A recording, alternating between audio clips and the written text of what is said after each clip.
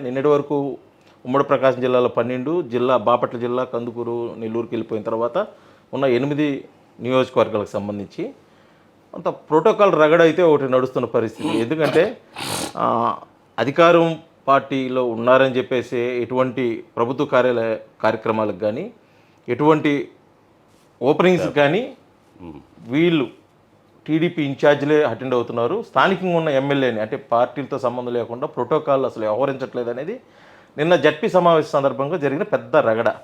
దానిపై ఒక ఎర్రగొండపాలెం టీడీపీ ఇన్ఛార్జిగా మీరేమనుకుంటున్నారు, అసలు మీరేం చెప్తారు?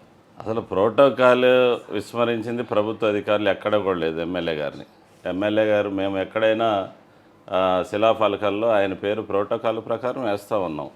అసలు ప్రోటోకాల్ విస్మరించింది కానీ ఆ రోజు వైసీపీ అధికారంలో ఉన్నప్పుడు స్థానిక మంత్రి ఆదిమూలపు సురేష్ని కూడా డామినేట్ చేస్తూ ఆయన 4 నెలల ముందు ఇన్ఛార్జికి ఇచ్చారు వైసీపీ.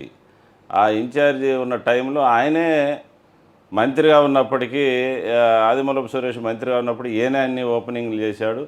ఈయనే వైఎస్ఆర్ ఆసరా చెక్కులు పంపిణీ చేశాడు. ఈయనే ప్రభుత్వ ఏరియా హాస్పిటల్లో ఈయన శిలాఫలకం ఉంది, ఇప్పుడు కూడా ఉంది.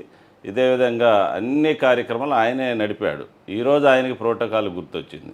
ప్రోటోకాల్ ఎక్కడ కూడా విస్మరించిన పరిస్థితి లేదు. కాకపోతే అధికారులను బెదిరించుకొని భయపెట్టుకొని ఏదో పనులు చేయించుకోవాలన్న తప్ప ఆయన ప్రోటోకాల్ మాట్లాడాలన్న ఉన్నటువంటి అర్హత ఉన్నటువంటి ఎమ్మెల్యే కాదు.